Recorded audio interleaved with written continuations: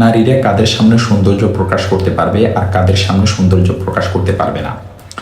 কোরআনুল কারীমে নারীদের সৌন্দর্য প্রকাশে নিষেধাজ্ঞা এসেছে, তবে মাহরাম 14 শ্রেণীর পুরুষ ছাড়া। কাজে নারী সাদৃশ্য হিজড়া এবং মাহরাম পুরুষদের সামনে সাজসজ্জা প্রদর্শন করা বৈধ, তবে স্বামী ব্যতীত অন্য মাহরাম পুরুষের তথা ছেলে, পিতা, ভাই ইত্যাদির সামনে ফ্যাট ও ফিটের সৌন্দর্য প্রকাশ করা জায়েজ নয়।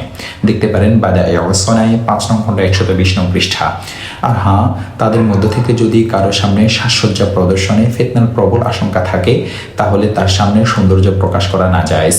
আল্লাহ তাআলা কোরআনুল কারীমের মধ্যে বলেন, তারা যেন তাদের স্বামী, পিতা, শ্বশুর, পুত্র, স্বামীর পুত্র, ভ্রাতা, ভ্রাতুষ্পুত্র, ভগ্নীপুত্র, স্ত্রীলোক অধিকারভুক্ত বাদী, যৌন কামনামুক্ত পুরুষ ও বালক যারা নারীদের গোপন অঙ্গ সম্পর্কে অজ্ঞ তাদের ব্যতীত কারো কাছে তাদের সৌন্দর্য প্রকাশ না করে। সূরা নূর 31 নং আয়াত।